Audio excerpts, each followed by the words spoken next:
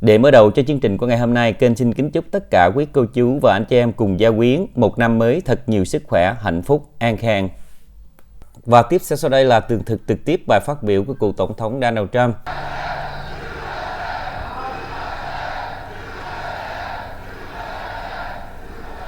Well, thank you very much. South Carolina, we've had a great relationship with South Carolina.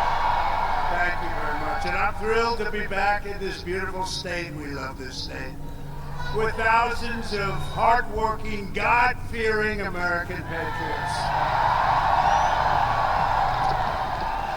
And thanks to proud citizens like you last month, we won Iowa by the largest margin in GOP history. We then went to a beautiful place, New Hampshire, with more votes. We won it with more votes than any candidate has ever gotten in the history of the New Hampshire primary. That's good. As you probably heard 2 days ago, we won everything in the Virgin Islands, a nice place, beautiful place. And would you like to go sometime? We'll all go together. Now we won everything in the Virgin Islands, and then we had a great night, day, month, year, decade in Nevada. We love Nevada. 99% in the Nevada caucuses. We even won the primary that we didn't participate in.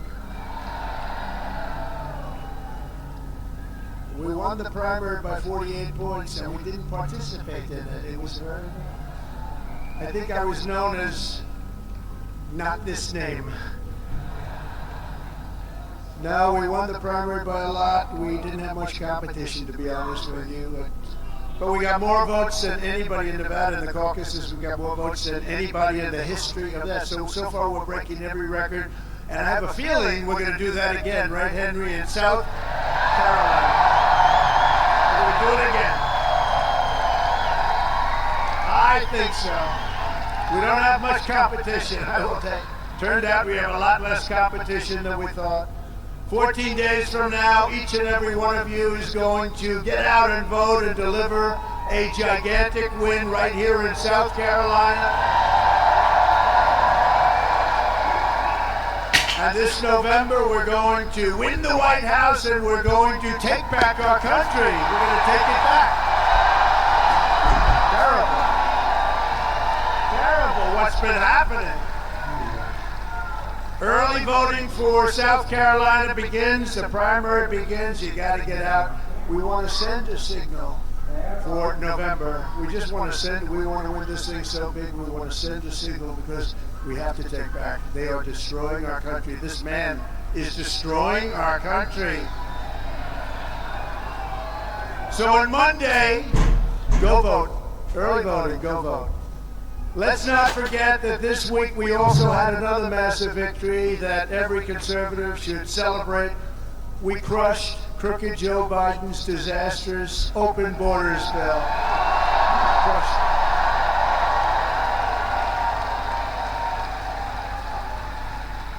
Mike Johnson did a very good job and the whole group did a great job in Congress. We crushed it. We saved America from yet another horrific Biden betrayal, disaster. I don't think he knows what the hell he's doing anyway, so. I always say by the people that surround him, or by, sometimes I'll interchange, I'll say by Barack Hussein Obama. Barack Hussein. But every time I say that, the fake news, oh, that's a lot of fake news back there. The fake news.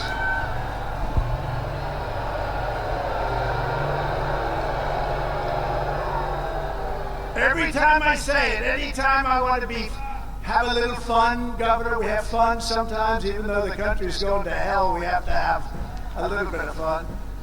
But every time I interchange Barack Hussein Obama, remember Rush Limbaugh? He'd go Barack Hussein Obama. I wonder what he was getting at. But every time I do interchanging, we do a little interchanging, they say, he doesn't know who the president is. He thinks it's Barack Obama. I say, no, but I think Barack Obama has a lot to do with running the country right now, and we can't let that happen. He has a lot to do with it. I, the other day, got caught. I do the imitation where Biden can't find his way off the stage, right? He can't find the stairs. Well, right there I got one, I have two, I got three, and I could jump off the back or off the front if we had to, right? And so I do the imitation, it's just fun. I say, this guy can't put two sentences together, he can't even find his way off the stage, and then I go, watch. I'll imitate him, and I go like this. You ever notice he always goes, he starts off good because he's pointing at the stairs, and then after that he's like, and then he turns around.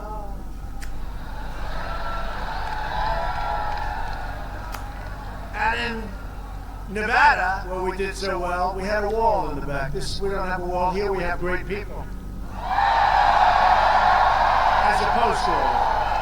I like people better though, but we had a wall, and I walked back to the wall. Where are I?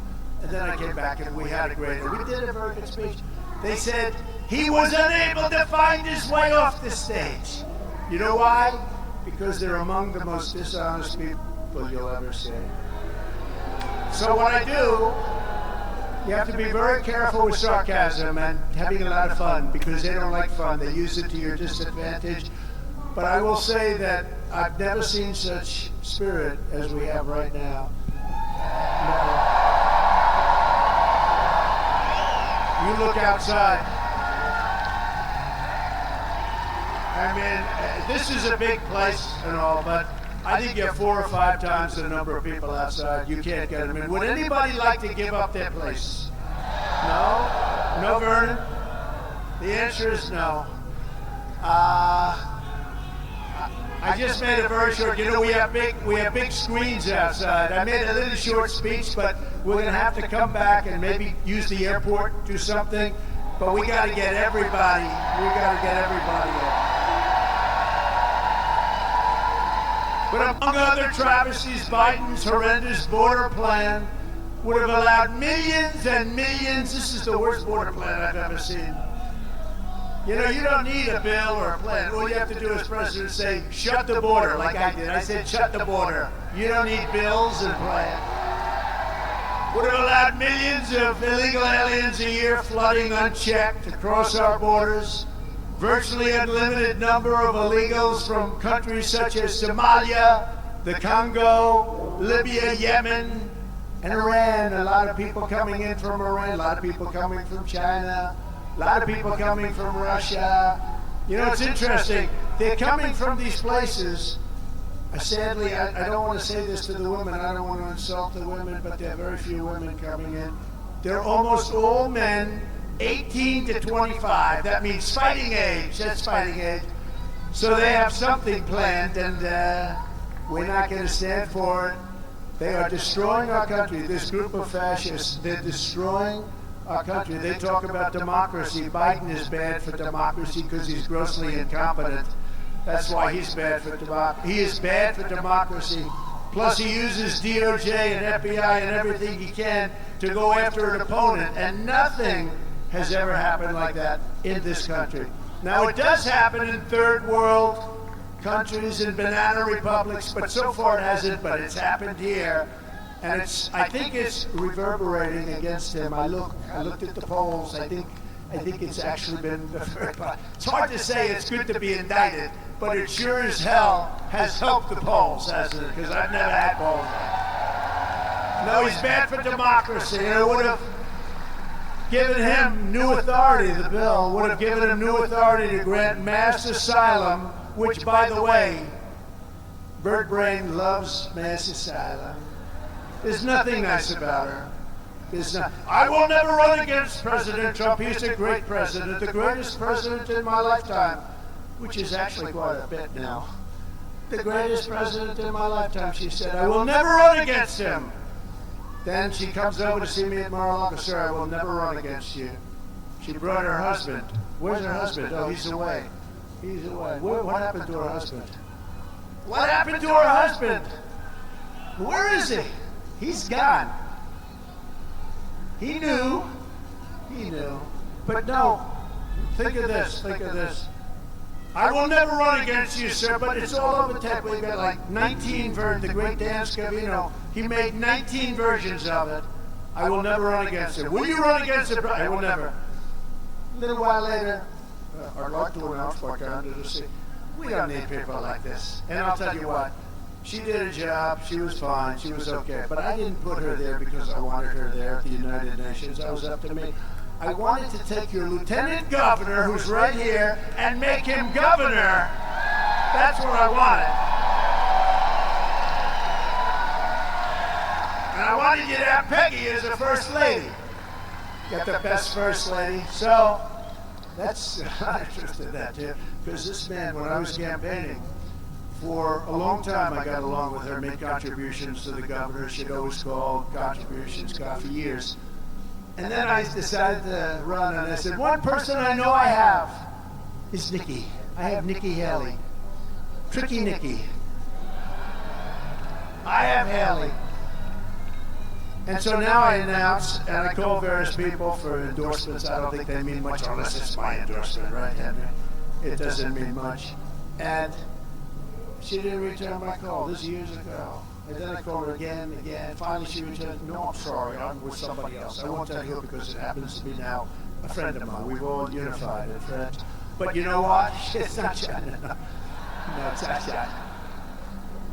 But I had a man who, at the time I didn't know, the lieutenant governor believed in Donald Trump. He believed in me. And I had the lieutenant governor, and the governor had some other candidate.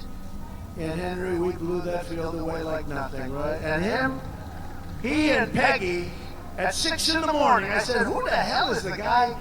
I said, that guy is campaigning like hell, you're lieutenant governor. And I wanted him because I felt he deserved it. We won. And I'll never forget my speech. I said, I would much rather have the lieutenant governor than the governor. This is after we won. And everyone understood exactly what I meant. But he became the governor, and you're one of the most popular governors and maybe the best governor in the whole country.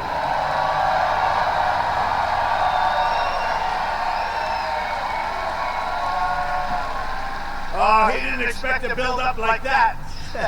He didn't think, he doesn't even care. He just wants to do his job. He's a great gentleman. That's a great couple. Thank you very much. And Peggy, thank you very much. Appreciate it.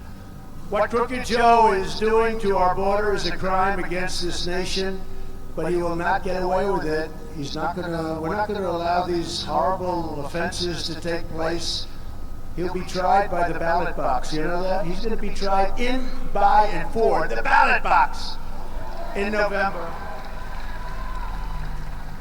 I have to say that, otherwise the fake news would say, oh, he was very threatening. Remember when Biden used to say, well, I'd like to take him behind the barn and punch him. If he ever punched me, it wouldn't last long. That's one wouldn't last. No, it's good. 1, 2, 3 seconds. I'd go like this. That would be the end. That would be the end. I wouldn't have to be violent. No, but when he said it, the fake news said, oh, that's so cute, that's so nice. He said, he's threatening to hit the hell out of me. And they thought it was nice. Now, if I said I'd punch him in the face, he'd go down like a ton of lard. You remember that expression? Ton of lard. They'd say, he's a fascist. It's terrible what he said. You know, by the way, we have a group of a lot of women. You love North Carolina, right? We have a lot of, they followed me now. This is the 129th rally that they've attended. Could I ask them, even though it's North Carolina, it's close enough, right? We love North Carolina. Would you stand up, please? Look at these people. Look at these people. Beautiful women. You're not allowed to say that anymore, but I'll say it. You are not allowed to say beautiful women. That usually is the end of a career, but I'll say it. They're beautiful women. They're incredible women. They're smart. The only thing I don't understand, I see one husband. They're good. Their husbands are home 129 times. What the hell are they doing? What did they say? No, they're great people. Thank you very much. Thank you. Thank you very much. Appreciate it. That's support. And we were treated very well, as you know. You know Laura, she lives in North Carolina, and she named the baby with Eric, named the baby Carolina. No discouragement. I said, is that north or the south? They said, it's both. It's both. So she's great. Thank you very much, everybody. Thank you for coming. I appreciate it. As you probably know, 2 days ago, the Biden Department of Injustice let Crooked Joe off the hook for some of his very egregious crimes, including his brazen theft of classified documents long before he was ever president. He's been doing this for 50 years. I couldn't believe it. I remember a certain senator got up and said, no way he did that, no way, but he did it. He took them when he was a senator. You can't do it.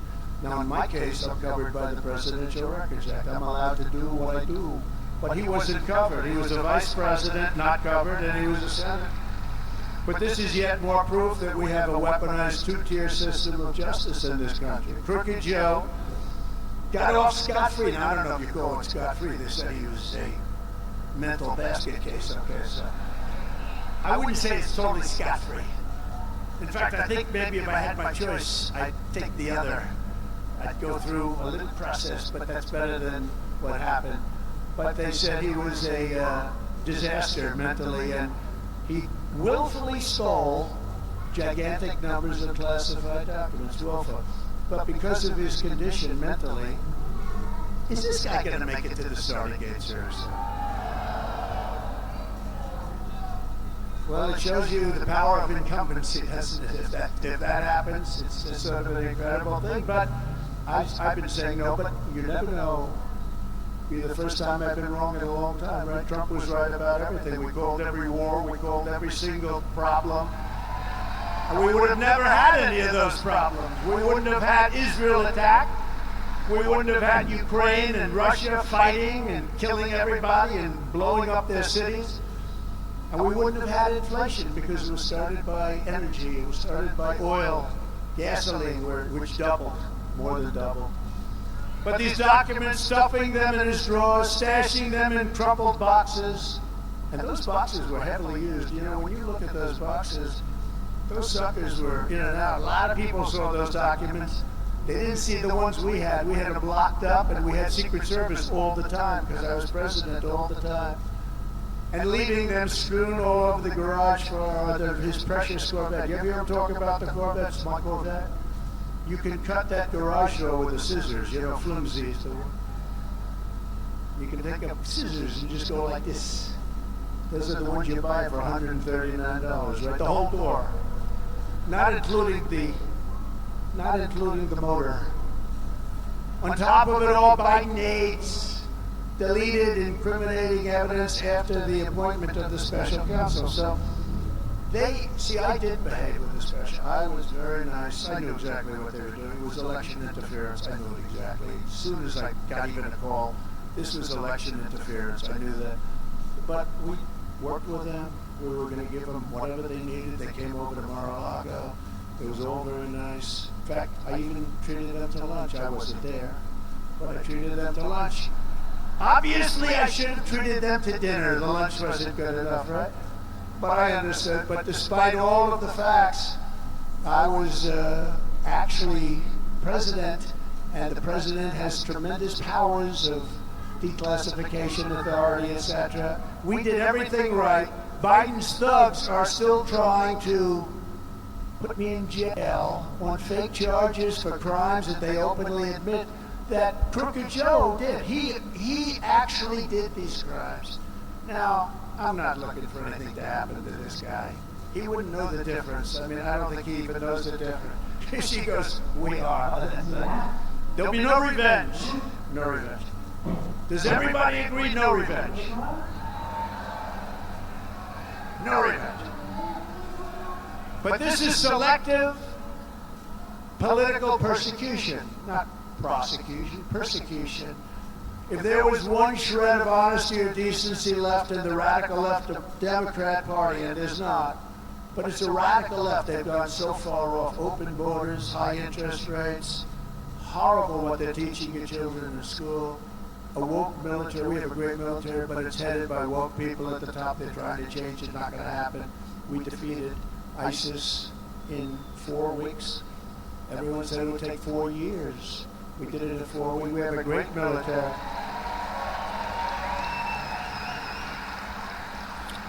But the Biden DOJ, the entire phony box is hoax against your favorite president and me would be immediately dropped. Everybody says it.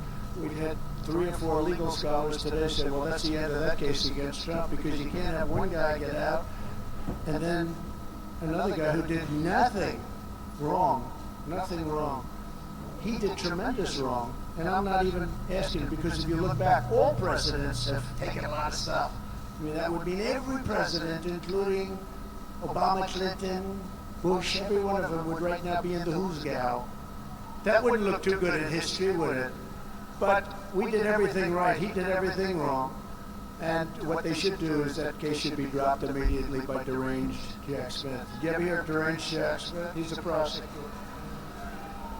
He's prosecuted a lot of people, and he loses in the end because he goes too far. He's one of those guys. He goes so crazy. He goes so. That's why we call him deranged. When I return to the White House, I will have no higher priority than cleaning up this rot and this corruption and restoring fair, equal, and impartial justice under the constitutional rule of law.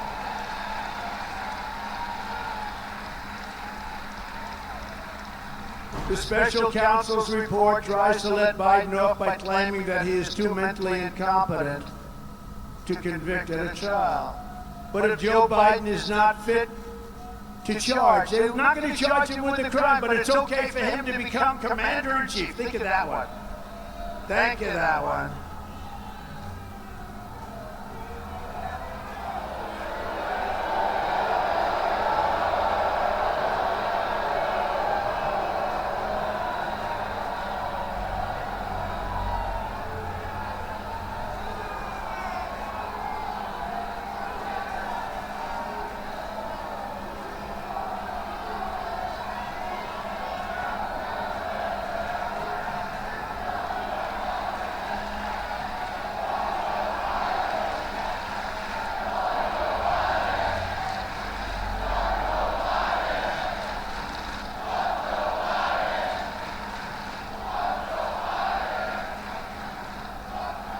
Thank you very much. Just a little interlude.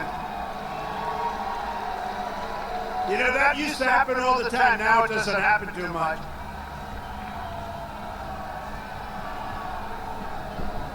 You know, I used to say to people, you go get them, you go get them. And then I got sued, so I said, what the hell? So now I say, please treat them kindly. This way I don't get sued. Please treat them kindly. They're lovely people. Go home to mom.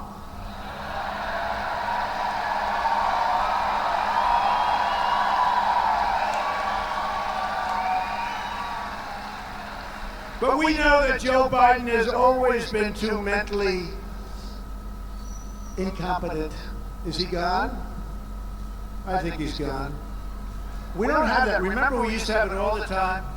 And I used to get angry with the camera because they never show the crowd. They'll never show the crowd outside, which is many times the size of the crowd inside. They never do. But I used to get angry, and then I figured it must be the equipment. But I used to complain that show me, my face, and a few of the people right back there, very attractive people. But they would never, show the crowd, and I'd complain, I'd call them up, I'd call Fox, would call everybody, would say, why aren't you showing the crowd, because it's so impressive. And then I realized it's very expensive equipment, it's probably new, steel cable, steel bars, so you can't turn. And then we had a couple of incidents like that, and that equipment was able to turn like a pretzel. It was like over, around, down, under. They get chin shots. They got over the head shot. And then I realized it was just fake news. They don't like seeing crowds like this because it just happens. I mean, it's crazy. But this is far bigger than what we had. And this is 10 months out. I mean, this is far bigger than... Look, nobody had more spirit than we had in 2016 and 2020. Again, much more than 2016. Much more than 2016. Bad thing happens, bad things. But this blows both of them away. There's never been spirit. And the reason is, you like me. Do you ever see what they say? Well, we have two people running. I love this. These people, this. We have two people running, and they're both extremely unpopular. I'm not unpopular. I'm 92% in the Republican Party. I'm not unpopular.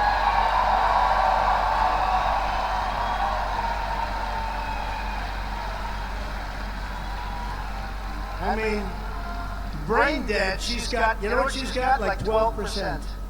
She's got 12%.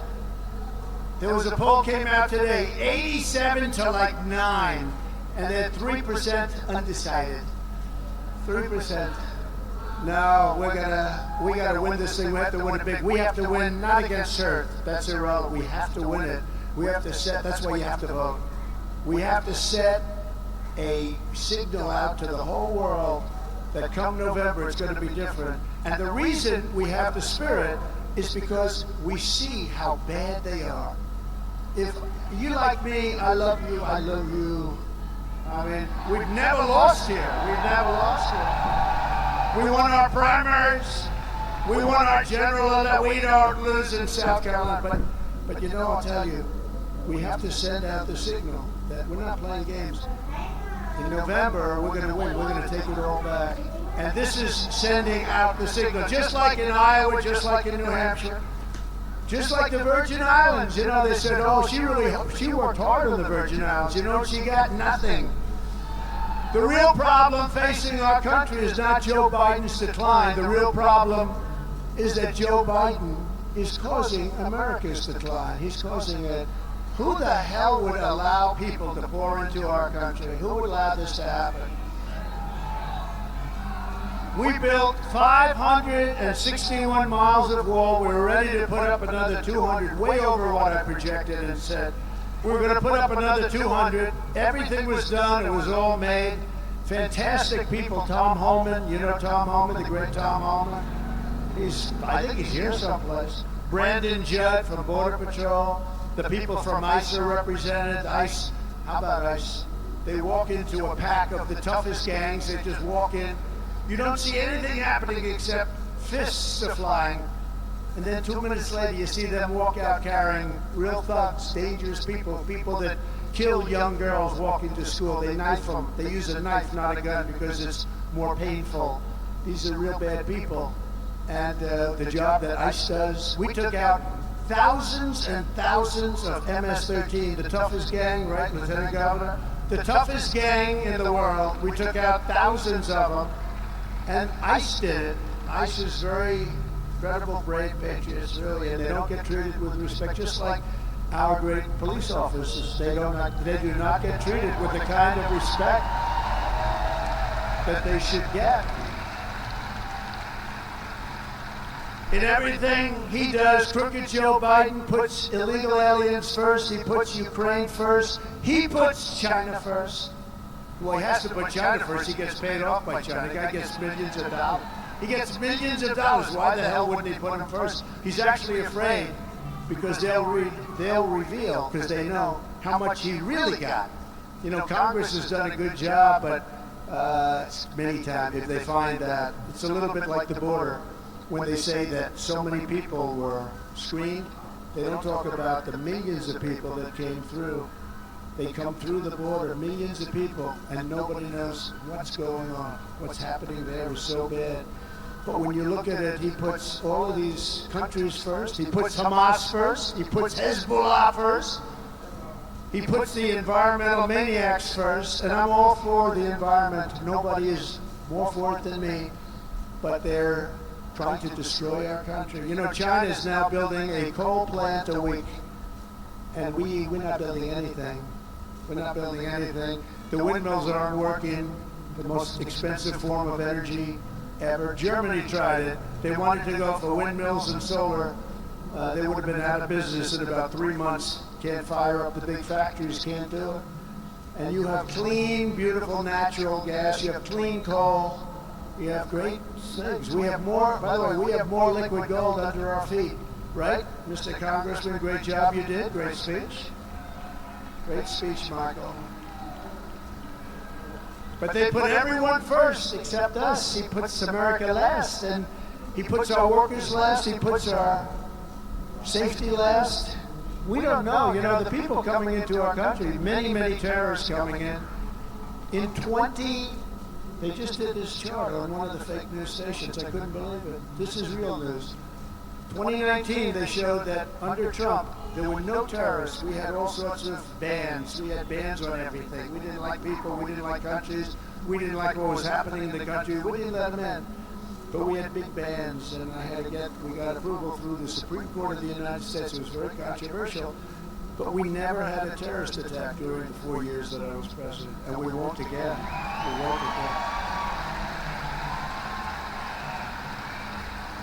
Won't happen. You know, I wanted to talk about that so badly during my term. I said, you know, it's 2.5 years, 3 years, 3.5 years. I wanted to talk about it, Michael. I wanted to say, we never had a term, but I didn't want to. I was afraid what might happen the next day. But we got through 4 years without an attack. And they knew they can't attack. They can't attack when Trump is president. It's not going to happen. Because as your president, I put America first every single time, every day, and every night.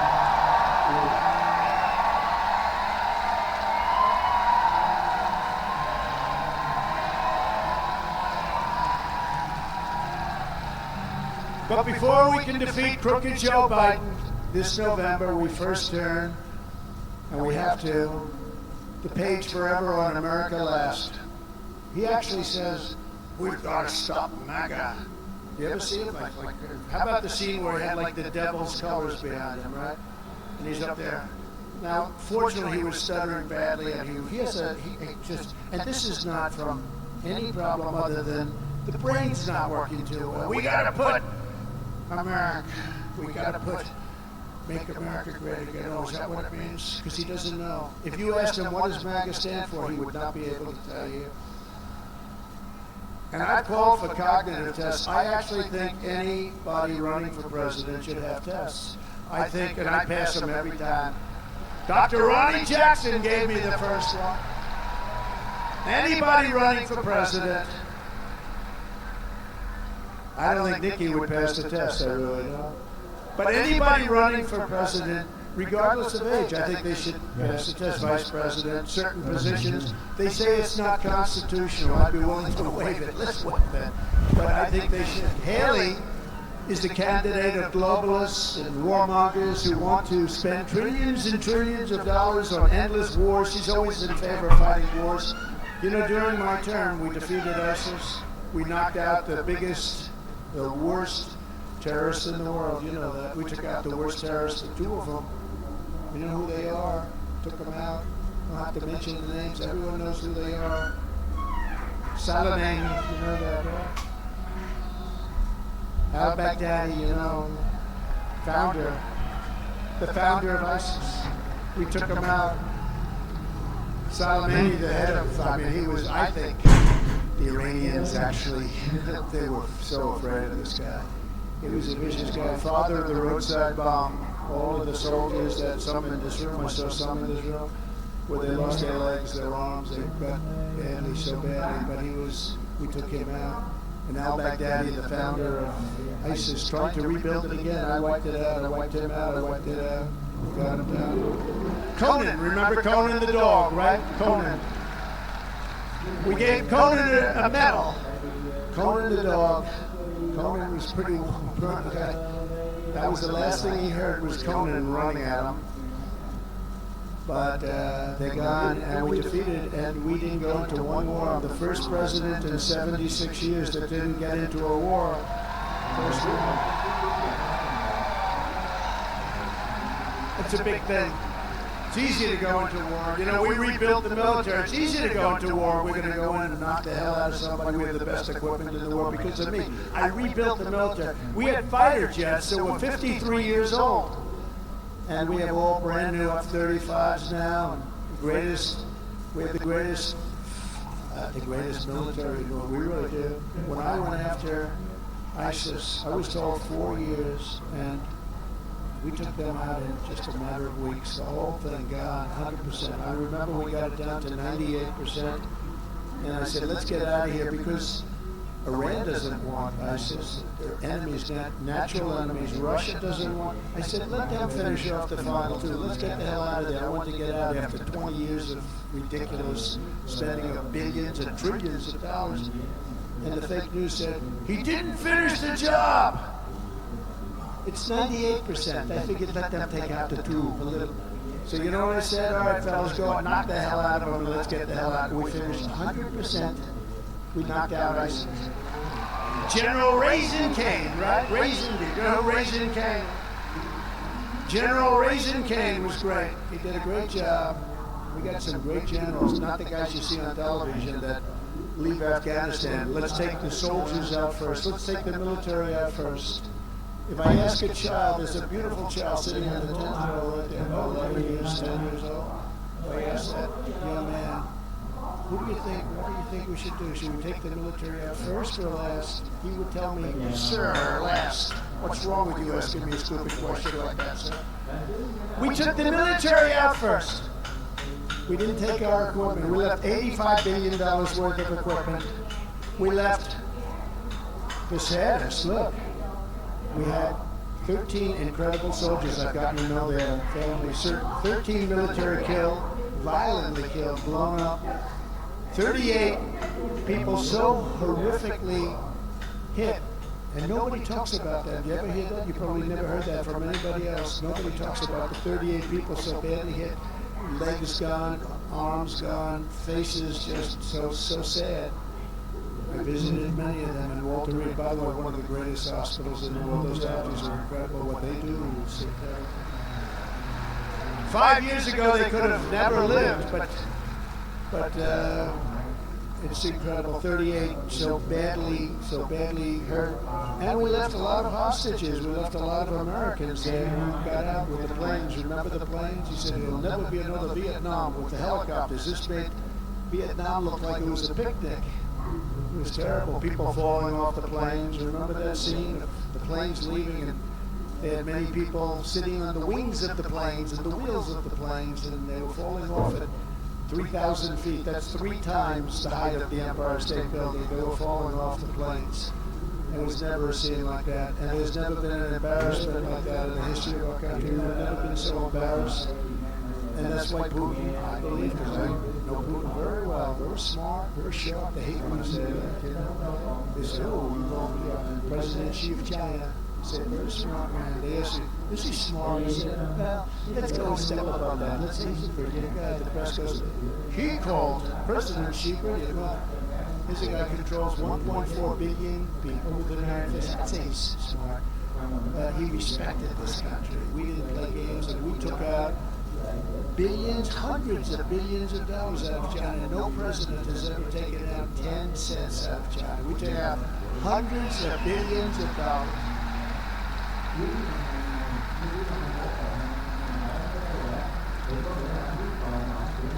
So, Nikki may have started her career in South Carolina, but she's now 100% the candidate of Wall Street and the war machine.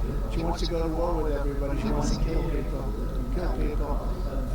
Countries that don't want us there. Countries that don't want us there. We're all over the place. We took a lot of it out. They don't want us there. It costs us billions and billions and trillions of dollars. And I just put a truth out. Is everybody I hope on truth? It's the greatest. David, you're on truth? I just put it out. They want to give like almost $100 billion to a few countries. $100 billion. And I said, I'm telling you this is breaking news. We have breaking news. I said, why do we do this? If you do, you give them not $100 billion. You give it to them as a loan. It's called a loan. Give them the money. And if they can pay it back, they pay it back. If they can't pay it back, they don't have to pay it back because, you know, they've got some problems. But if they go to another nation, they drop us like a dog, like a female drops a male after a date because he doesn't like her, right? If that happens to our country, then very simply, we call the loan and we say we want our money because we get money and then they go to another side. As an example, let's say we give all this money, we're already into Ukraine for over $200 billion. And they could make a deal with Russia in the next 3 weeks, and all of a sudden they don't want to deal with us anymore. We've given hundreds of billions of dollars. And why are we at over $200 billion?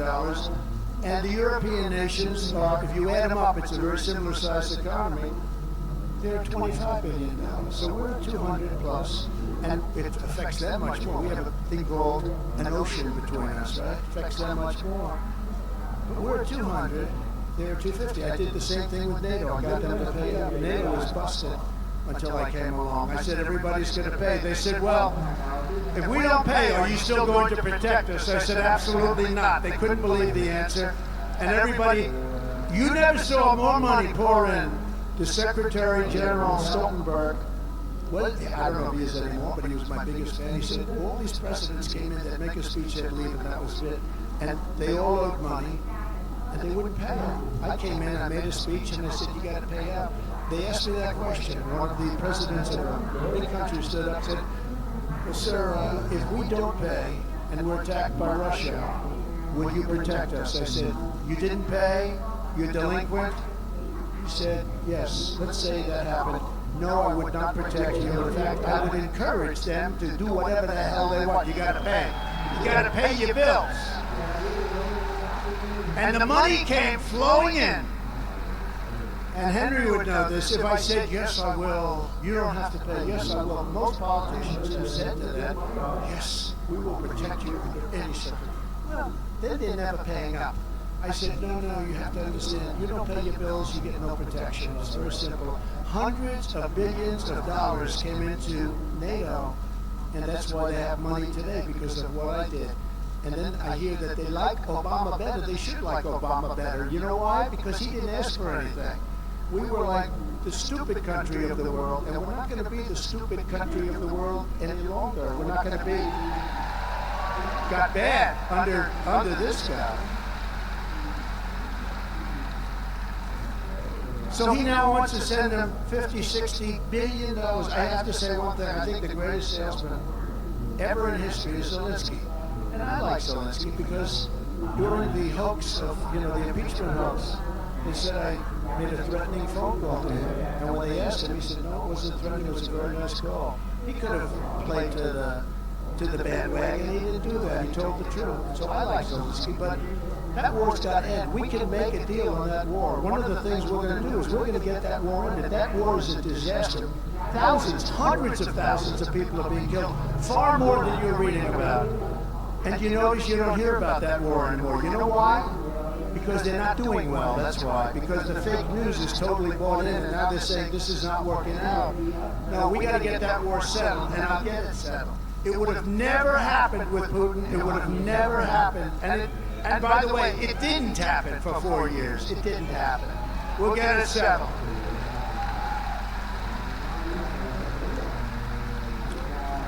But we're fighting for the people of our country. We're going to stop that war. We're going to stop other wars that are happening.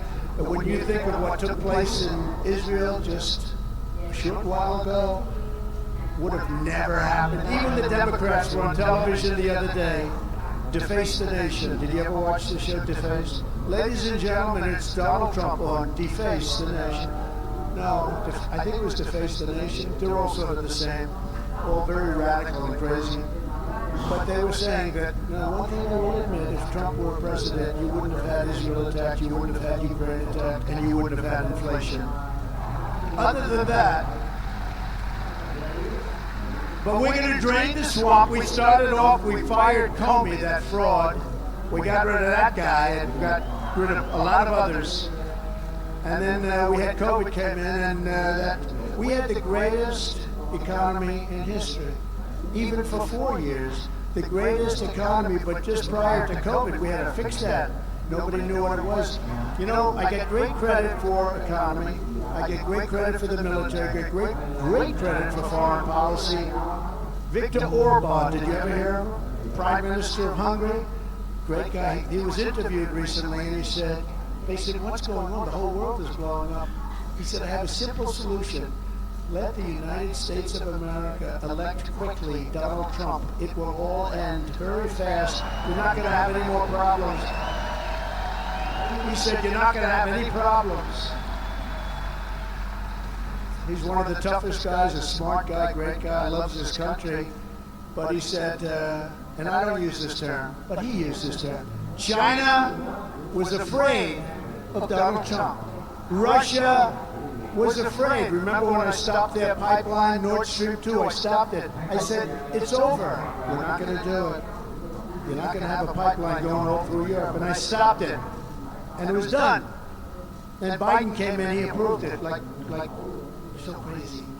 We were going to be selling, because we were going to drill, baby, drill. We were going to be selling oil and natural gas and everything else to Europe and all over the world. But these foolish people, these stupid people, what they've allowed to happen to our country. And the reason that we're all doing so well, and you're respected too. By the way, Make America MAGA is very respected now. You see Jamie Dimon, the head of one of the great banks, one of the big banks, the other day was there, well, no, we have to respect MAGA. We have to respect, you better believe they have to respect MAGA. And MAGA, I think, is 90% of the Republican. They like to say, well, Trump has a solid 35% of, no, it's not 35. We have 90, 95, he's lifting off. That's their front row Joe. Stand up, Joe. Front row Joes, look at these people. Whoa.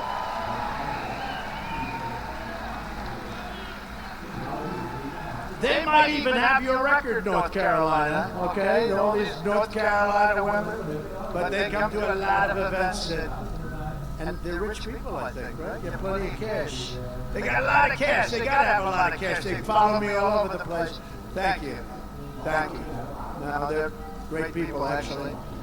But as president, I ended the NAFTA disaster, the worst trade deal ever made, and replaced it with a brand new USMCA. That's Mexico and Canada, who are ripping us off. I know they're our neighbors, but they were ripping us off. The best trade deal, they say, ever made in our country. I know it's good because they want to renegotiate the deal. And for years, we suffered with NAFTA. And everyone said, you'll never be able, you know how to get it knocked out in Congress, that one. That couldn't be executive order. And amazing, but it was a giant win for South Carolina and farmers, manufacturers. It was a tremendous win for Iowa. It was a tremendous win for Wisconsin, but it was a great win for you. I took on communist China like no administration in history, bringing in hundreds and hundreds of billions of dollars. Hundreds of billions, and I would say my relationship got to be a little bit sour. There are a lot of people think that COVID came because of that. They say, well, how do we get this guy out? Now what they're trying to do is use the Justice Department, the local DAs, and the Attorney Generals. But nothing's going to work. Look, we're doing a great job. If we do a great job and we have the people on our side, nothing they can do can hurt us. We're doing something that's never been done before. We're straightening out a mess. Má nhà đi, mang hỏi ra đi. Then I gave, out of China, I gave our farmers $28 billion right out of those tariffs that China was paying. Right out of the tariffs. Manufacturers too. Remember, the night I won the Iowa caucuses, the Chinese stock market took a tremendous nosedive. Some people would say a little bit of a mini crash. I won Iowa by the record that we talked about. And the market dropped. Then the next week I won New Hampshire. The market went way down. The China market, what does that tell you? That tells you that you don't have to say anything. And I'm not looking to hurt them, but they have to treat us fairly. We're not looking to hurt China. We'll have a good relationship with China, I hope. But they respected us. They didn't want those tariffs. The first year they pretended like the tariffs didn't bother them. I made it 25%, then I made it 35%. And they kept saying, it doesn't matter. It doesn't matter. We don't care about the tariffs. We're China. I said, I can't believe it. They don't care. It's a lot of money, but that's okay. Then I made it 45. Then I got a call from the top man, President Xi, who you have to respect. Strong. Can you imagine him dealing with Biden? Biden walks in, he falls asleep. They say, get this guy out of here. He won't know. He won't know where he was. But I got a call from the top guy. I said, please stop the tariffs. You're killing us. I said, okay. But they're great negotiators. I mean, they are great negotiators. Much better than the people we have negotiating. We have these guys go over there begging. They're like beggars. But they knew that Crooked Joe and Nikki Haley are very good for China. They're China people. They're into China. Donald J. Trump is good for the United States of America. That's what I'm good for.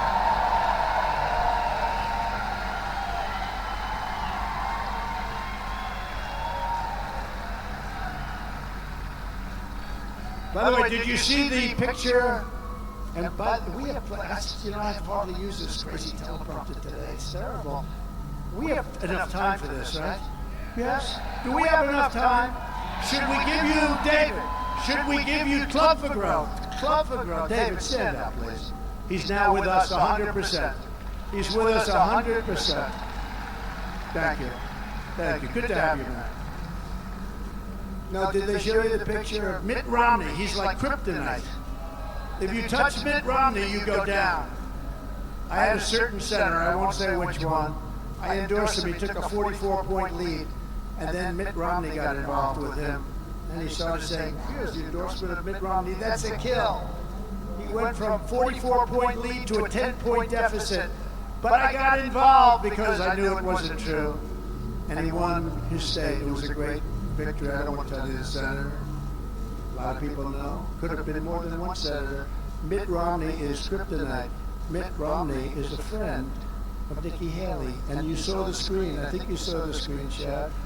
And that was actually when she was with Barack Hussein Obama. Oh, do we have good work?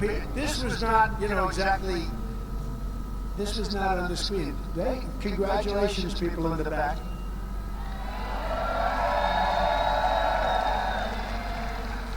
And Obama also. She actually dropped Romney for a little while for Obama. But this is where, one thing with a politician, Henry knows this better than anybody, when they come out with an idea, they change for elections. A certain person who was running and he was totally against a certain agricultural product. All of a sudden, just before the election, he came out and he said, I love it, I love it, I love it. But you know that they're going back to where they came from, right, Henry? They always come back where they came from. Her policies are horrible. Her policies on Social Security, she wants to raise the age by 10 years, okay? No, now she'll deny it, but if she ever got it, she'll never get it. She's got like zero chance. Zero chance, but you know what? If she ever did, she would go back, because they always go back to what they originally thought.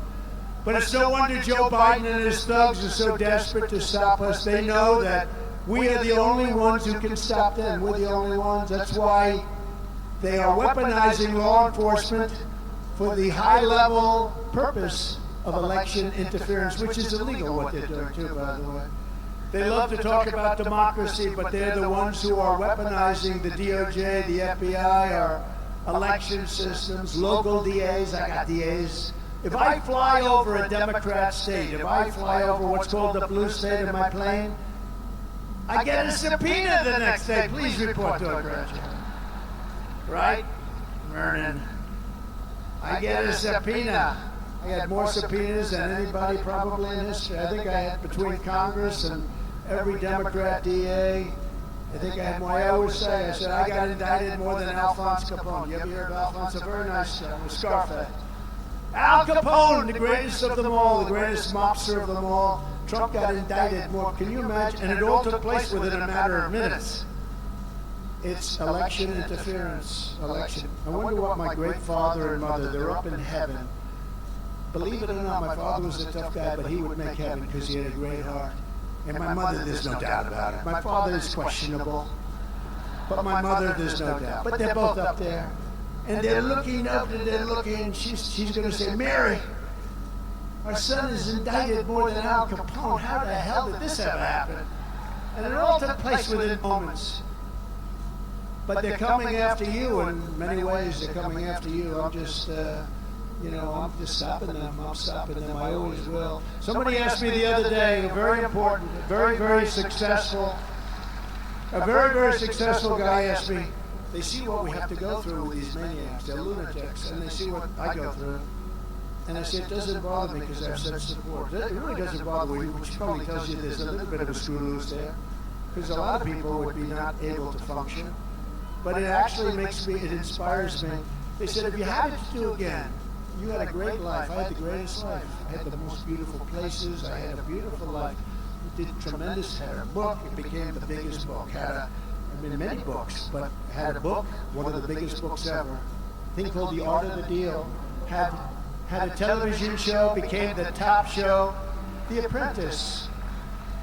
I didn't know anything about television. I didn't know anything about books. One of the greatest real estate developers. What I do best is build. I'm a great developer. That's what I did. I made a lot of money with it. You see that when you look at my statements, which is now public for everybody to see. I did great. But they say to me, you had a great life, had great homes, Mar-a-Lago, and many others like it. Then they say, you had it to do again, would you do it? I never hesitated. I said, absolutely I'd do it. I would have none of this happening because what I'm doing is necessary, and if I didn't do it, our country is gone. I believe our country would be gone. I really do. I really do. So, in a sense, I'm doing it for you, but in a sense, I'm doing it for my family. I'm doing it for a lot of great people, but I don't even hesitate. They asked me two questions. First is that, would you do it again? And they're always surprised when I say absolutely. You know, you got to go to, on Monday I have a court case, on Tuesday. It's okay, it's all right. Just saying, I wish whatever state I'm supposed to be in well, and they can all see and they understand. They get the game. Look, normally when this happens, you go like that.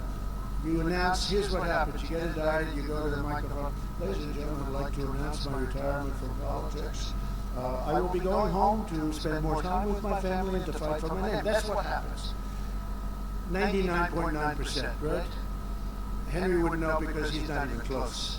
Okay, Henry would not know that. But that's what happens. You see, we've seen it many times, Henry, right? Politicians, they always announce they're going to fight for their name and they're going to go back home to their family, which they should have been home there a long time ago, right? That's what they do with me. They indict me, I explain what it's about, total bullshit, all cases, right? And my poll numbers go up. My poll numbers go up. How do you figure that?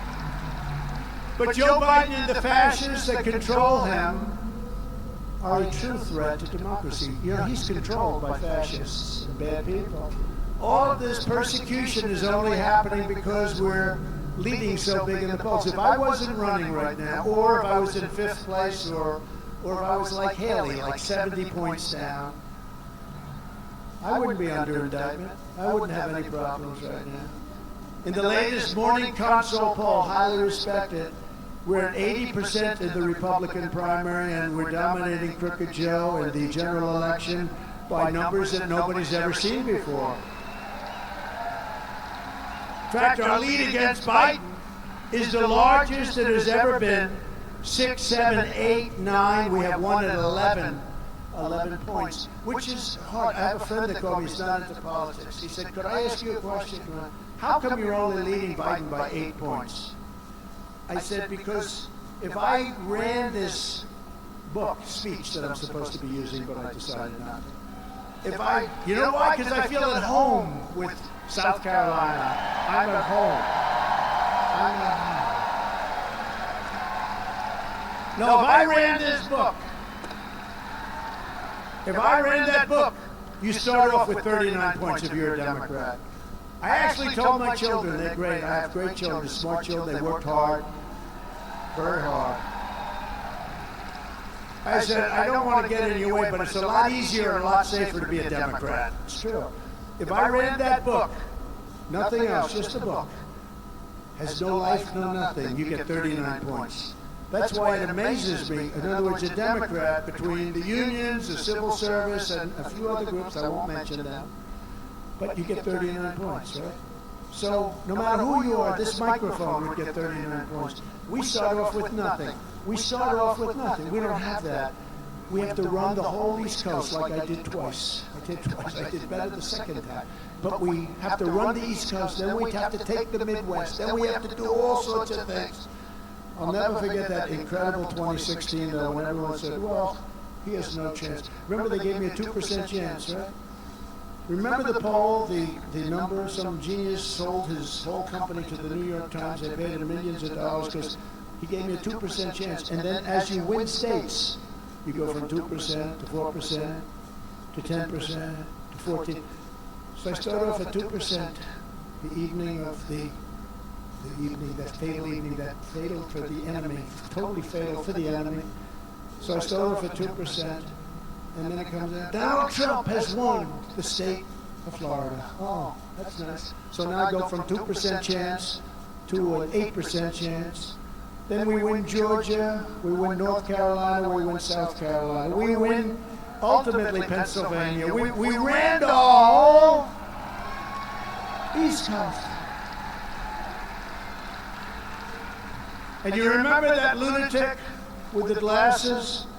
She had a lot of hair, the glasses, and she was screaming. She's become a famous woman.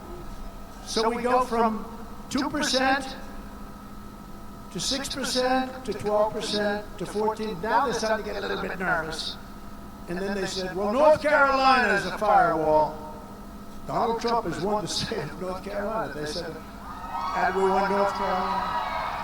Don't worry, South Carolina, we won that one easy. But they had North Carolina, your neighbor, North Carolina is a firewall. He won't be able to get through North Carolina, we won that one. And now they're starting to get worried. So now we're a 30% chance. Then we won a couple of others. Then we won Wisconsin, that was a big one. And now we're at 40% chance, so we went from 2 to 40. And these people are going crazy. It was one of the most incredible evenings in history. They wouldn't call Pennsylvania, even though I was leading by so much with so many votes in that if I would have gotten no more votes, I would have won. I said, why aren't they calling it? They were probably trying to build up the ballot count because they thought, but ultimately it wasn't necessary. But then ultimately, late at night, I won the great state, all the great, look, Pennsylvania was a very special place. The Commonwealth of Pennsylvania, never call it a state. I'm glad I corrected myself. You know, if you don't correct these people, they have a field day. Even when you do correct, they'll put it in, oh, did he say state? They don't have the correction. I never correct because I hate to admit I'm wrong. It's the Commonwealth of Pennsylvania, David. So we win the Commonwealth of Pennsylvania, great Commonwealth, where I went to school. And a lot of things happened, and that was one of the most exciting evenings anyone's ever had. We had a great time. The radical left Democrats want Nikki Haley because they know that she's easy to beat. She's very easy to beat. Haley supports a 23% national sales tax, and she wants to gut Medicare and Social Security and raise the retirement age of Social Security by 10 years. Anybody getting ready for the Social Security, would you mind? So you're ready for next year in 6 months. Darling, in 6 months I'm getting my Social Security. I've waited for years for this. Oh, Nikki Haley just added 10 more years. That's not going to have much of an impact, right? She just added 10 years. But she gave land away in your state. She gave land away, as you know, to China. But most importantly, I'm beating Biden in almost every poll, and she's not beating Biden. She's misrepresenting a lot of things. And on the amnesty bill, she sided with crooked Joe Biden, and I sided with the people of the United States of America. A little bit. The radical left Democrats rigged the presidential election of 2020, and we're not going to allow them to rig the presidential election of 2024. We're not going to allow it. Not going to allow it. And every time the radical left Democrats, Marxists, communists, and fascists indict me, I consider it a great badge of honor. I consider it a great badge. These are very bad people. These are very crooked people. Because I'm being indicted for you. Thank you very much. I appreciate it. Never forget our enemies want to take away my freedom because I will never let them take away your freedom. They want to silence me because I will never let them silence you. I never will let that happen. And in the end, they're not after me, they're after you. I just happen to be standing in the way, and I always will. So we're delighted to be joined today by a gentleman. I'd give him big place. I'd have to do too much, but we're really happy to have so many incredible political people that love your state and love our country. Governor Henry McMaster is here. Henry, thank you, and our First Lady, Peggy, thank you, Peggy. Lieutenant Governor Pamela Abbott is here. Thank you, Pamela. Great job, great job. We have many members of Congress: Russell Fry, Nancy Mace, William Timmons, Joe Wilson, Mike Waltz, who you heard before, Horry County GOP Chairman Reese Boyd, done a great job. Thank you, Reese. And our 2020 Horry County Captain, Jerry McDaniel. I see Jerry back there someplace. Hi, Jerry.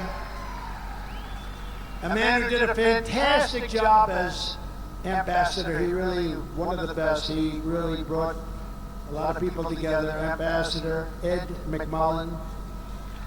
Thank you. A very good person, Pastor Mark Burns. Mark, stand up, thanks. Wherever you may be. A fantastic woman, a true patriot, Laura Loomer. Laura, thank you. Thank you. Thank you, Laura. A man who's on our side, he's committed to us, and he really does get it, and politically he's as savvy as anybody there is, David McIntosh. David, thank you very much. And the next congressman from North Carolina's 6th District. I have to go to this one because he's a friend of my son, Don. And my son says he's such an incredible guy. He suffered a terrible tragedy. His brother very recently died from an overdose of fentanyl. Unknowing, and it's been devastating to him. But the 6th District, North Carolina, Addison McDowell, he's here someplace. Addison, thank you. Thank you, we're with you. He has my complete and total endorsement, okay? So go get him, go get him. Your brother's looking down and he's very proud of you right now, so thank you very much.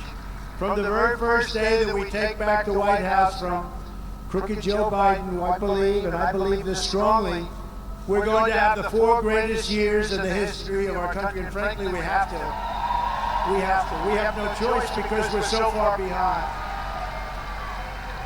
We had the greatest economy in history, and now we have what's gone on. I mean, the inflation, what it's done to people, it's devastated people. 35, 40, 50%, if you think, for basic staples. We appointed over 300 federal judges and 3 great Supreme Court justices. That was a big thing. We fully rebuilt the United States military and created Space Force, the first time since Air Force. 78 years ago, right, Mr. Congressman? And you helped us, Mike. You helped us, Mike. That was a good speech you made, Mike. So very proud of you. I didn't know his wife had more time than you, though, and that's pretty impressive. Stand up, please. She had more time. She's great. That's very good. We passed a thing called Right to Try. You know what that is? That was a big deal. They've been trying to do it for 70 years.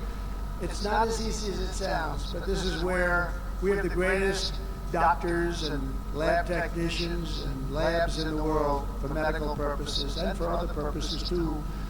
And we have drugs and space-age things and bio that nobody in the world has. But we're not allowed to use them because the FDA said they may be dangerous. I said, wait a minute, may be dangerous. People are terminally ill. They're not going to be dangerous. These people have to take them. And I was able to work a deal and get it passed. Oh, are you? Oh, thank you. Wow. That's good. And we've saved thousands of lives. Thank you very much. You're okay now.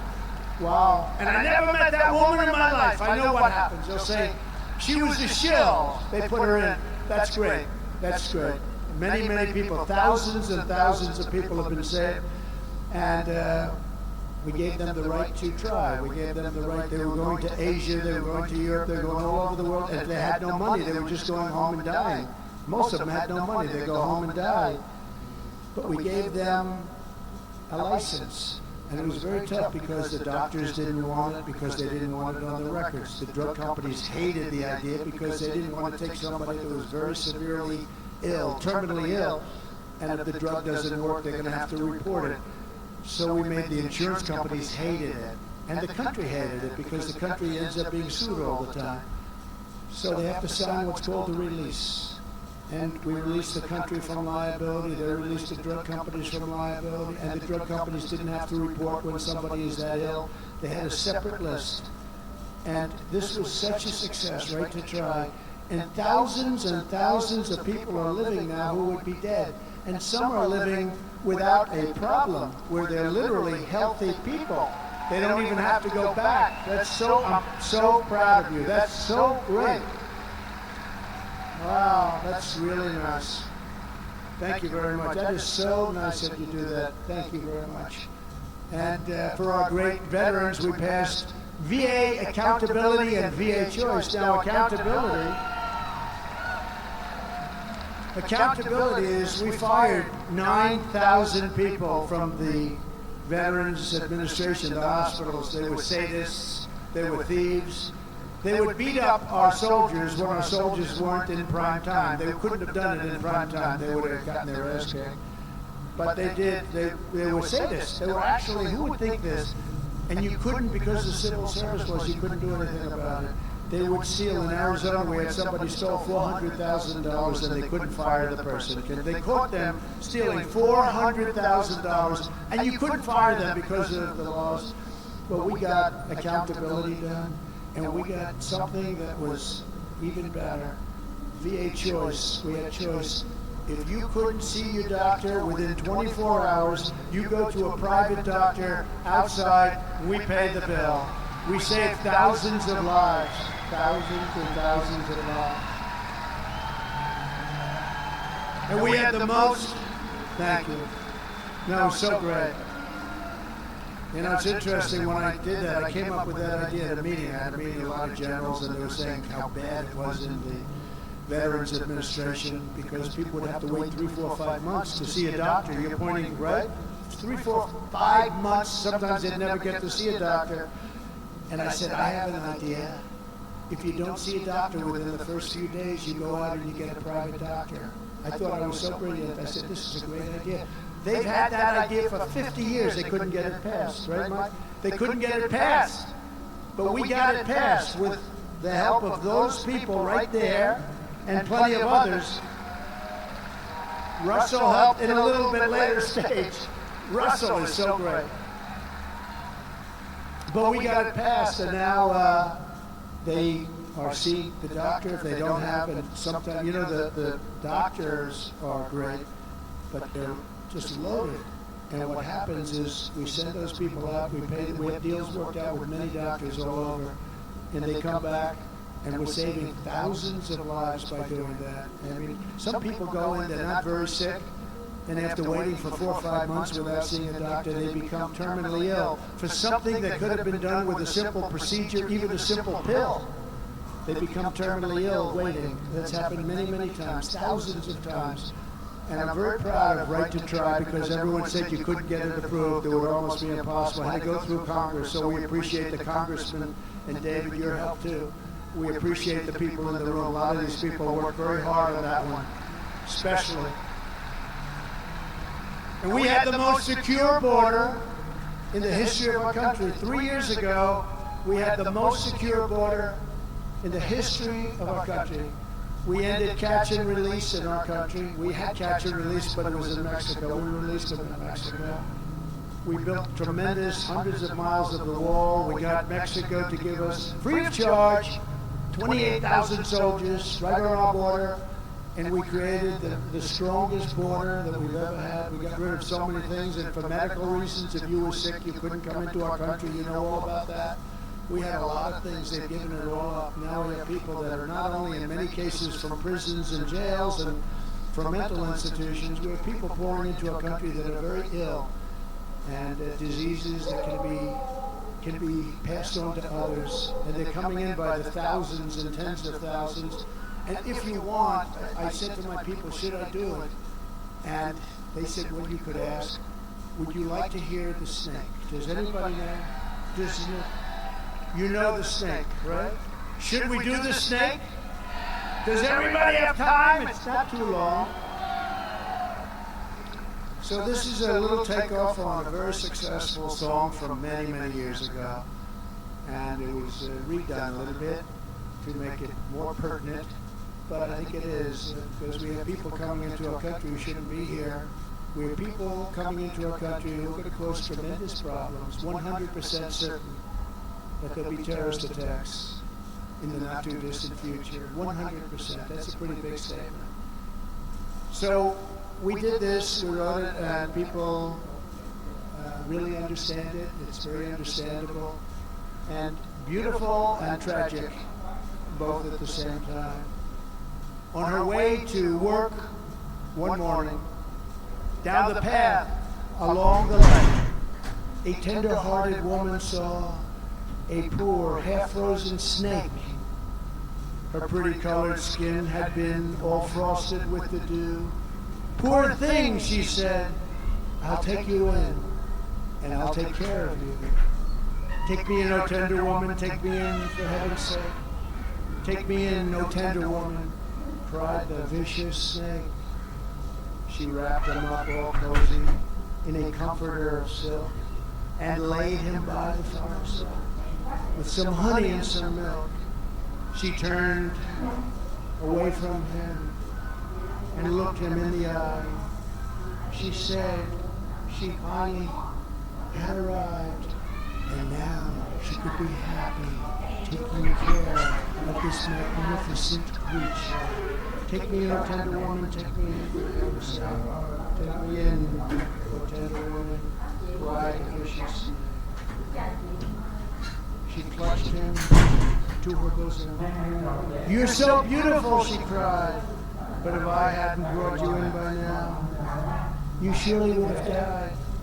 She stroked his pretty skin again and kissed him and held him. But instead of saying, "Thank you, ma'am," the snake gave her a vicious bite. "Take me in, O tender woman, take me in, for heaven's sake. Take me in, O tender woman," cried the vicious snake. "I saved you," cried the woman, "and you bit me, but why? You know your bite is poisonous, and now I'm going to die." "Shut up, silly woman," said the reptile with a grin. "You knew damn well I was a snake before you took me in." That's what's happening on our border. We're allowing people to pour in. We're allowing people to pour into our country. They shouldn't be allowed to pour into our country. They're going to cause tremendous problems. And again, mental institutions they're coming in from everywhere. And it's a very sad thing. This is not going to turn out well. And the biggest problem I have, even with the election, is 10 months is a long time. 10 months is a long time. These people have done such damage to our country. I would oftentimes say in speeches that if you took the 5 worst presidents, I then changed it to the 10 worst presidents. If you took the 10 worst presidents in the history of our country and added them together, they wouldn't have done the damage that Biden has done to our country. It's true. It's true. This border problem is a big problem. This is big. This is big stuff. On day one, I will terminate every open border policy of the Biden administration, and we will begin the largest domestic deportation operation in American history. We have no choice.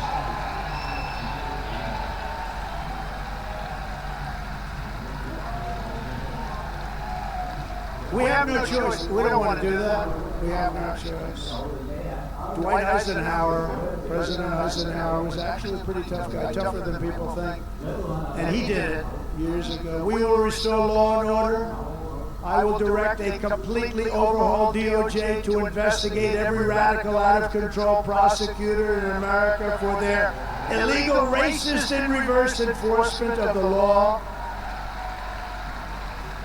I'm also going to indemnify all police officers and law enforcement officials throughout the United States to protect them from being destroyed by the radical left for taking strong actions on crime. We're going to rebuild our cities into beacons of hope Our cities are falling apart, run in all cases by Democrats. The crime in our cities, they go and take away department stores, hundreds of people walking in, thugs, walking out with television sets, walking out with everything. And we're gonna take care of that very quickly. We're gonna take care of it. We're gonna take care of it. We will take over the horribly run capital of our nation in Washington, D.C., and clean up, renovate, and rebuild our capital so that it is no longer a nightmare of murder and crime. People killed. Every week, people are killed walking into what? They come from Nebraska, they come from South Carolina, they come from places all over the country. They go to see our beautiful Washington, D.C., and they end up with a bullet in their head. We're not going to have it. I lost a great gentleman who worked in the administration last week. You probably heard. It was a car hijacking. They didn't just hijack a car. They looked at him and they shot him. And then they took the car. These people are people we're going to deal with very tough. We're going to deal with them very tough. We're not going to be protecting the criminal. We're going to protect the people that the criminals are killing. They're killing people in our country. And we're going to have a capital that you're going to be proud of. And unlike Nikki Haley, I will always defend Medicare and Social Security for our seniors, always. Always. On day one, I will sign a new executive order to cut federal funding for any school pushing critical race theory, transgender insanity, and inappropriate racial, sexual, or political content onto the lives of our children. And I will not give one penny to any school that has a vaccine mandate or a mask mandate.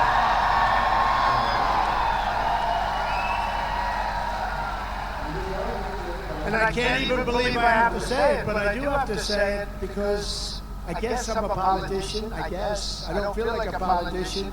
I will keep men out of women's sports.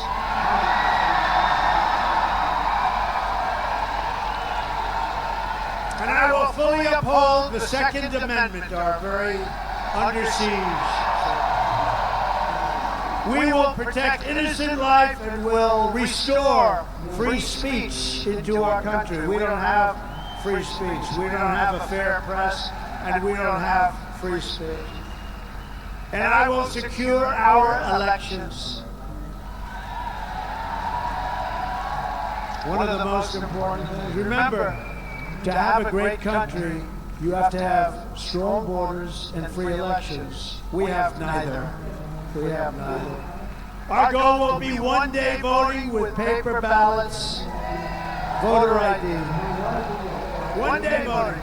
By the way, the paper ballots cost 9% the cost of what you're doing right now. And they're faster, they're far more secure. So if you want to save America, vote for Trump. Get out and vote. Vote Republican. The primary is Saturday, February 24th. Early in-person voting begins this Monday and ends on February 22nd. It's closed Sunday. Remember that. The 18th and Monday, the 19th for President's Day. But go out and get a little bit early. Nikki is pushing Democrats to vote. She wants Democrats because she's not getting the Republicans. And the Democrats aren't going to do that. She did the same thing in New Hampshire. They allowed Democrats to vote in the Republican primary. You ever hear that one? Well, hate to say you have a little bit of that too, but not as severe. But she's pressing the Democrats. Details are sc.donaldjtrump.com. So in conclusion, together we are taking on some of the most menacing forces and vicious opponents our people have ever seen. We've never seen anything like what's happening in our country.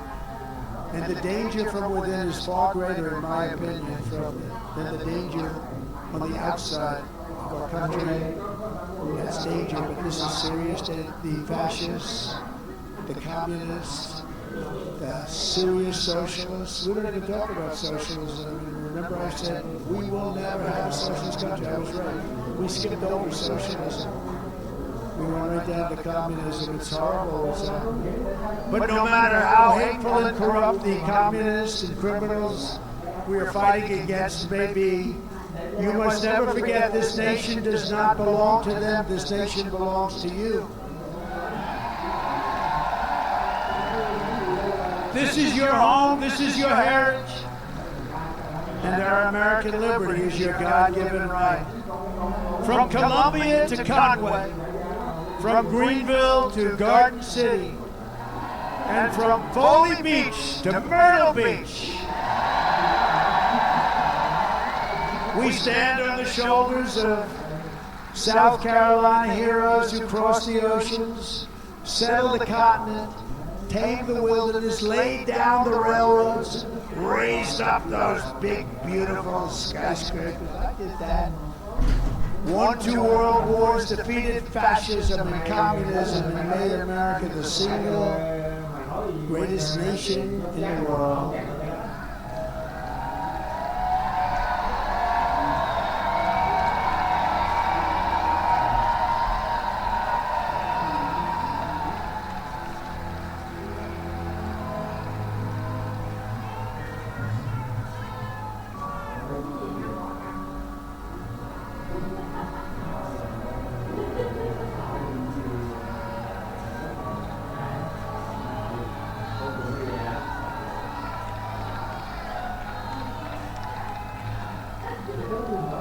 But now, we are a nation in decline. We are a failing nation. We are a nation that has the highest inflation in 50 years, where banks are collapsing and interest rates are skyrocketing. Likewise, we are a nation where energy costs have reached the highest levels in our history, where we are no longer energy independent or energy dominant as we were just a few short years ago. We're a nation that is begging Venezuela and others for oil. Please, please, please help us, Joe Biden says. Yet we have more liquid gold under our feet than any other country anywhere in the world. We are a nation that just recently heard that Saudi Arabia and Russia will be reducing their oil production while at the same time substantially increasing the price. And we met that threat by announcing that we will no longer be drilling for oil in large areas of Alaska or elsewhere on our land. We are a nation that is considered by the radical left's Green New Deal. Yet everyone knows that the Green New Deal is fake. It is the Green New Scam. It's the Green New Scam. And it will lead to our destruction. We are a nation whose leaders are demanding all electric cars, despite the fact that they don't go far, they cost too much, and whose batteries are produced in China with materials only available in China, when an unlimited amount of gasoline is available inexpensively in the United States, but not available in China. And now we are a nation that wants to make our revered and very powerful, magnificent army tanks, considered the best in the world, all electric, so that despite the fact that they are also not able to go far, fewer pollutants will be released into the air as we blast our way through enemy territory in an environmentally friendly way. And they also want to make our fighter jets with a green stamp of energy savings, though losing 15% efficiency, but allowing us to keep our enemy's atmosphere clean of emissions as we viciously and unceremoniously attack them at levels they've never seen before. Who are these people that would do this to us? Who are these people who would ruin our country? We are a nation that ended oil exploration and production in the United States of America just as the price of oil reached an all-time high. What other country would do such a foolish and self-destructive thing? We can be energy independent And we can even be energy dominant, and yes, quickly says that. President Trump is saying you will be energy dominant very soon. We are a nation that surrendered in Afghanistan, leaving dead soldiers, American citizens, and $85 billion worth of the finest military equipment anywhere in the world, and also abandoning Bagram, one of the biggest military bases anywhere in the world, and only 1 hour away from where China makes its nuclear weapons. And we are a nation that allowed Russia and Ukraine to fight, killing hundreds of thousands of people, and it will only get worse. It would never have happened with me as your president, and for 4 straight years, it didn't happen. Likewise, the horrifying attack on Israel would never have happened. They wouldn't even have thought of doing such a horrible thing if President Trump was in the Oval Office. Iran was broke under Trump and the Trump administration.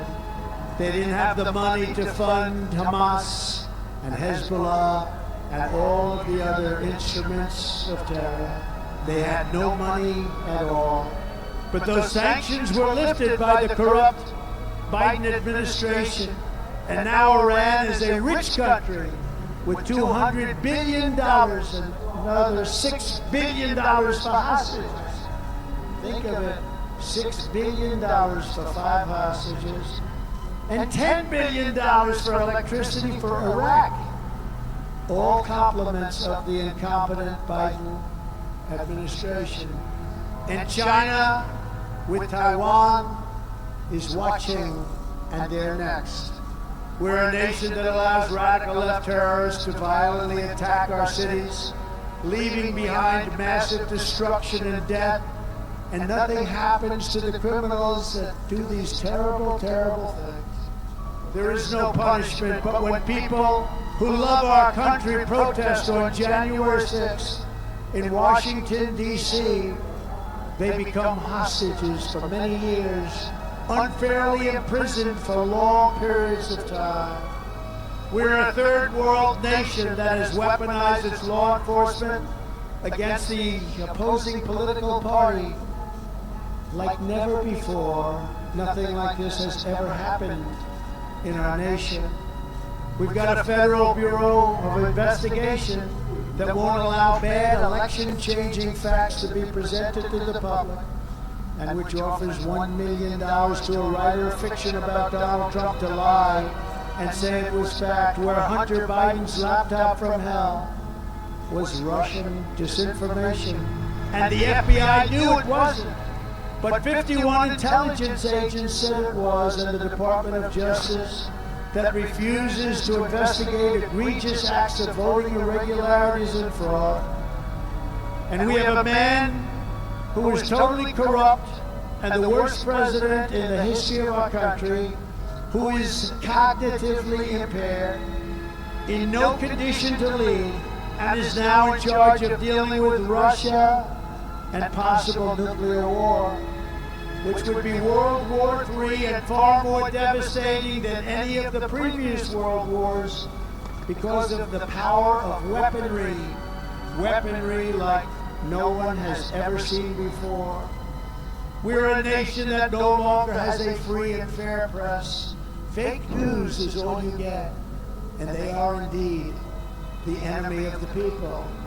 They refuse to discuss the Biden crime family, but enjoy covering false indictments of Donald J. Trump, who has done nothing wrong except win an election that they didn't think could be won. We are a nation where free speech is no longer allowed, and where crime is rampant and out of control like never, ever before. We are a nation that is allowing Iran to build a massive nuclear weapon, and China to use the trillions and trillions of dollars it has taken from us to build a military to rival our own. And less than 3 years ago, we had Iran, China, Russia, and North Korea in check. They respected us. They were afraid of us. They weren't going to do a thing against us, and everyone knows it. Now Russia and China are holding summits to carve up the world. And perhaps most importantly, we are a nation that is no longer admired, respected, or listened to on the world stage. We are a nation that in many ways has become a joke. We are a nation that is hostile to liberty, freedom, faith, and even God. We are a nation whose economy is collapsing into a cesspool of ruin, whose supply chain is broken, whose stores are not stocked, whose deliveries are not coming, and whose educational system is ranked at the very bottom of every single list.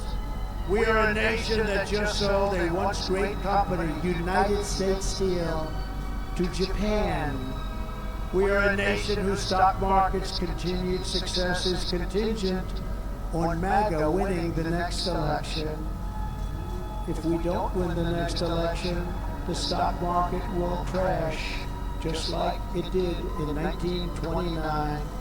We are a nation where large packs of sadistic criminals and thieves are allowed to go openly into stores, beat them, kill their workers, destroy their customers, leave with armloads of goods, but with no retribution whatsoever, where the authority of our great police has been taken, where their families and pensions have been threatened, and their lives would be destroyed for the mere mentions of the words law enforcement.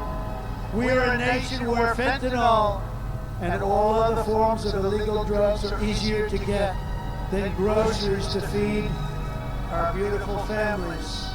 We have become a drug-infested, crime-ridden nation, which is incapable of solving even the simplest of problems.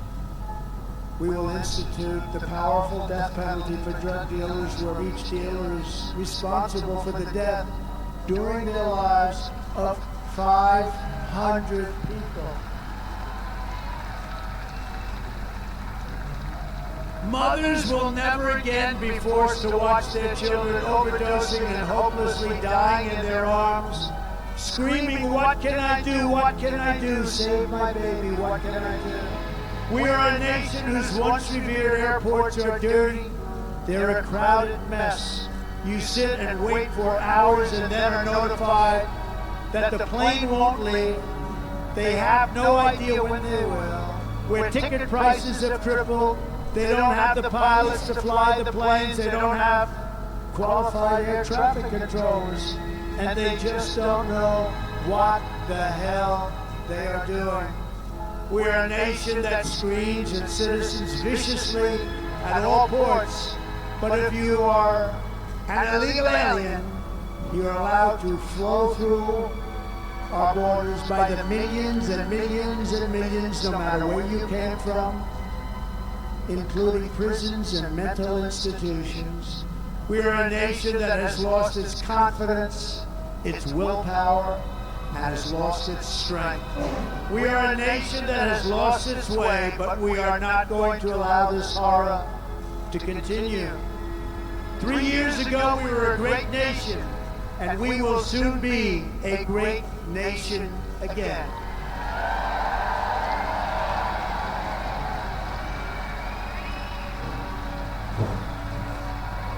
It was hard-working patriots like you who built this country, and it is hard-working patriots like you who are going to save our country.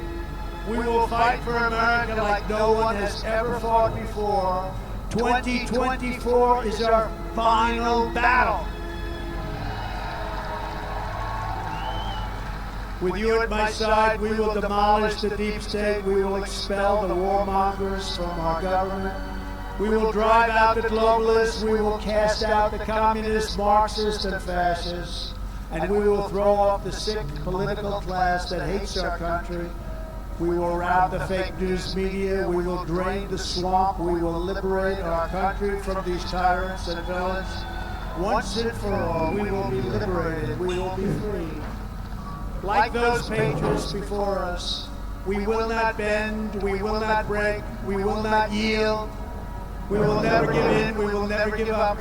We will never, ever back down.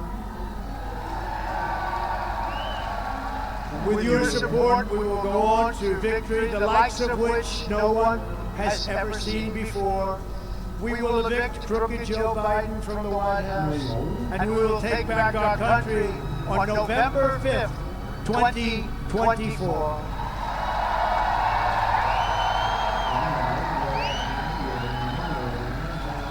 The great silent majority is rising like never before, and under our leadership, the forgotten man and woman will be forgotten no longer. We are one movement, one people, one family, and one glorious nation under God.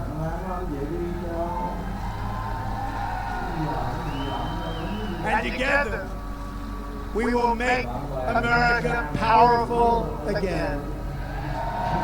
We will make America wealthy again. We will make America strong again.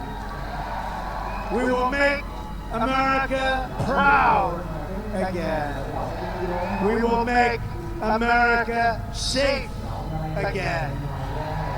And we will make America great again. Thank you very much. Thank you very much. South Carolina.